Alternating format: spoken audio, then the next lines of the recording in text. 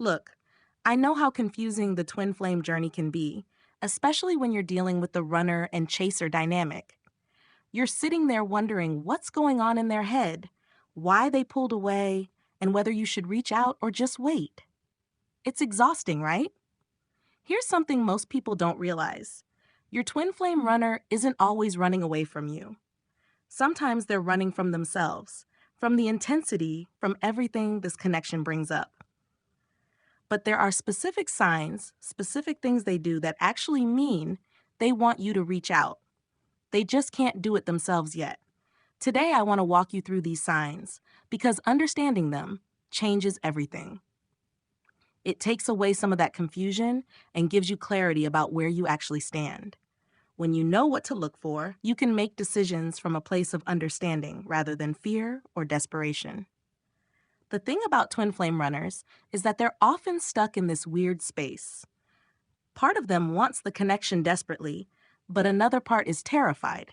So they do these things, send these signals that say, I'm here, I'm thinking about you, please don't give up on me, without actually saying those words. And if you miss these signs, you might think they want nothing to do with you when the opposite is true. So let's get into it. Coming up are the signs that your twin flame runner is actually waiting for you to reach out. Number 1, they keep showing up in your space without direct contact. This is one of the biggest signs people miss. Your runner isn't texting you or calling you, but somehow they're everywhere. They're watching your social media stories within minutes of you posting. They're liking old photos from months ago. They're showing up at places they know you'll be, even if they don't approach you directly. What's happening here is they're trying to stay connected without having to be vulnerable. They want to know what's going on in your life. They want you to know they're still around. But the fear of rejection or the intensity of direct contact keeps them from actually reaching out. I've seen this play out so many times.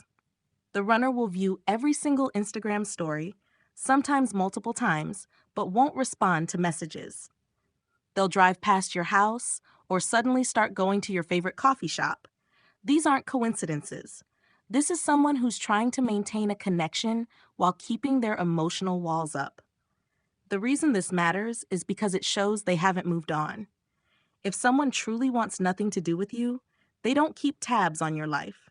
They don't put themselves in situations where they might run into you. The fact that they're doing this means part of them is desperately hoping you'll notice and make the first move. When you see this pattern, understand that they're stuck. They want connection, but they're scared. And sometimes, a gentle reach out from you, something low pressure like commenting on their post or sending a simple, hey, hope you're doing well, can be exactly what breaks through that wall. You're not chasing them. You're just opening a door they've been standing in front of, too afraid to knock. Number 2, they go silent, but don't block or remove you. Here's another big one that people misinterpret all the time. Your runner goes completely silent. No texts, no calls, nothing. And your first thought is probably that they want you out of their life. But here's the thing to pay attention to. They haven't blocked you. They haven't unfriended you. They haven't removed you from their life in any permanent way. This is actually a huge signal. When someone truly wants to move on and cut ties, they block, they remove, they create firm boundaries. But your runner isn't doing that. They're creating space, sure, but they're leaving the door open. That's deliberate. What they're doing is trying to get their head straight. The twin flame connection brings up so much stuff. Old wounds, fears, insecurities. Sometimes runners need to step back to process all of that without the intensity of direct communication. But they're not closing the door because deep down, they don't want to lose the option of reconnecting. Think about it this way. If you were truly done with someone, would you keep them on your social media? Would you leave their number unblocked in your phone? Probably not. You'd create clean separation. The fact that they're not doing that means they're conflicted. Part of them wants space, but another part wants to make sure you're still there when they're ready. This is actually the perfect time for a soft reach out. Nothing heavy or emotional, just something that reminds them you're still here and you're not angry or resentful. Something like, saw this and thought of you, with a meme or song they'd like. You're respecting their space, but also gently letting them know the door is open on your end too. Number 3, they communicate through mutual friends or indirect methods. This one drives people crazy, but it's actually a really clear sign. Your runner asks mutual friends about you. They mention you in group settings. They talk about shared memories or inside jokes where they know it'll get back to you. They're communicating with you without actually communicating with you.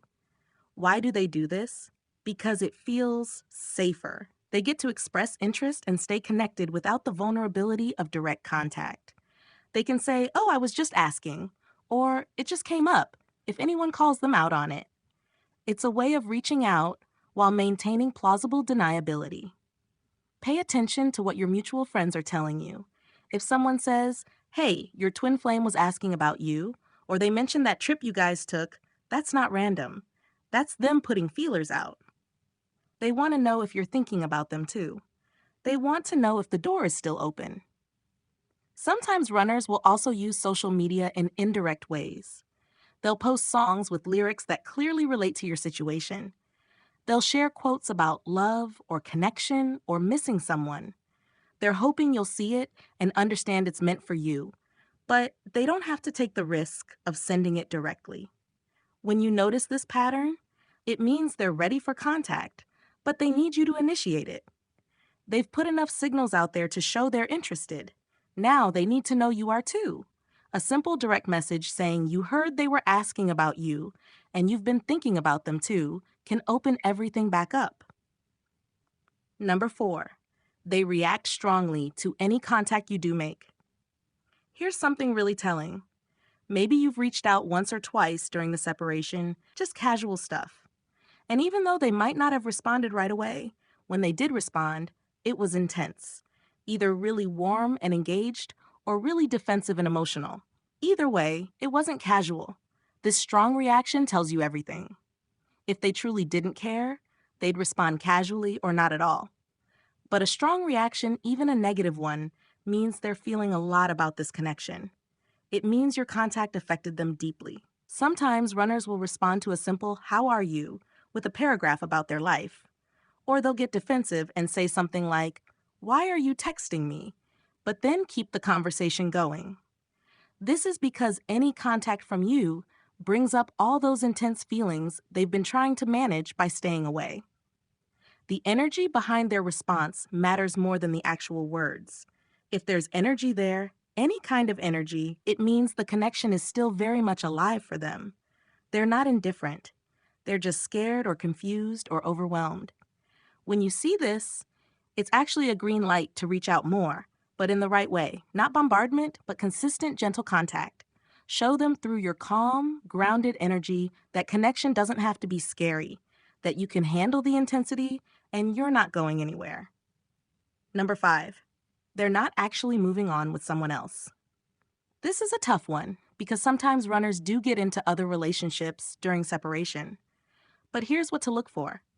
If they're posting constantly about a new person, talking about them nonstop, really trying to prove how happy they are, that's actually a sign they're not over you.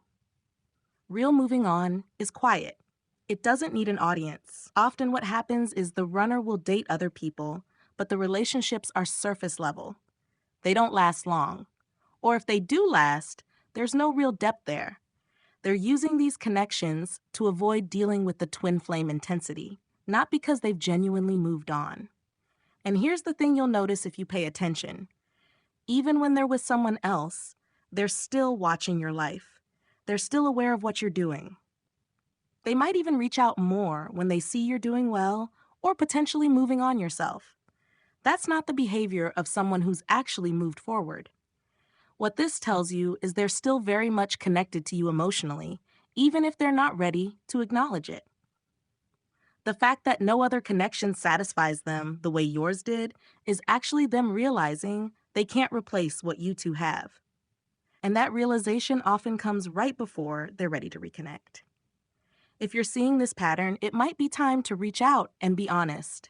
Not from a place of jealousy or trying to break up their other relationship, but from a place of, "Hey, I know we have something real and unique, and I'm here when you're ready to explore that." Sometimes runners need permission to come back. They need to know you're not going to punish them for running. Number 6, they have major life changes that make them reflect. Life has a way of bringing twin flames back together through circumstances. Your runner goes through something big, a job change, a move, a loss, a major birthday. These moments make people reflect on what really matters. And guess who comes up in those reflections? You. During major life transitions, people naturally think about their most significant connections. And the twin flame connection is about as significant as it gets. So when your runner is going through change, they're thinking about you. They're wondering if you're still there. They're questioning whether they made the right choice by running. You might notice they suddenly become more active on social media, or they reach out to mutual friends more, or they engage with your content when they haven't in months. This is them working up the courage to reconnect, but not quite knowing how. These moments are actually perfect opportunities for you to reach out. When someone is going through change, they're more open to connection. Their defenses are lower. A simple, "heard you're going through some changes, hope you're doing okay," can mean everything. It shows you still care and you're paying attention to their life. The key is to be supportive without being pushy. Show them you're someone they can count on, someone who sees them and cares about them even when things are hard. This is how you move from runner and chaser to actual partners who support each other. Number 7, the energy between you feels active, even in silence. This last one is more intuitive, but it's incredibly important. Even when you're not in contact, you can feel them. You dream about them. You think about them at random times, and then find out later they were thinking about you too. You see their name or numbers associated with them everywhere. The energy between you is active and alive, even in physical separation. This isn't just wishful thinking. Twin flame connections exist on an energetic level that goes beyond physical communication. When your runner is thinking about you, missing you, wanting to reach out but holding back, you can feel that energy, and they can feel yours too. Pay attention to sudden urges to reach out. If you're going about your day and suddenly feel this strong pull to contact them, that's often because they're sending that energy your way, consciously or unconsciously. They're thinking about you intensely, and that thought energy reaches you. This is why sometimes when you finally give in and send that text, they respond with something like, "I was just thinking about you," or "I almost texted you today." That's not coincidence. That's the energetic connection at work. When you feel this active energy, trust it. Reach out. The worst that happens is they don't respond and you're in the same place you were before. But often, reaching out when the energy is calling for it leads to breakthrough moments. It's like you're both standing on opposite sides of a door, waiting for the other to open it, when either of you could just turn the handle. Look, the twin flame journey isn't easy. The runner and chaser dynamic can be painful and confusing. But understanding these signs gives you power. It helps you see that silence doesn't always mean disinterest. Distance doesn't always mean they've moved on. Sometimes your runner is just waiting, hoping you'll be the one to bridge the gap. The important thing is to reach out from the right place, not from desperation or fear of losing them. Not from a place of trying to force something before they're ready, but from a genuine place of love and connection. From a place that says, "I see you, I understand this is hard, and I'm here." Remember that the twin flame journey is about growth for both of you. Sometimes that growth happens separately, but these signs tell you when the separate growth phase is ready to shift back into connection. Trust yourself, trust the journey, and don't be afraid to take that step when everything is telling you it's time. Your runner might not be able to reach out first.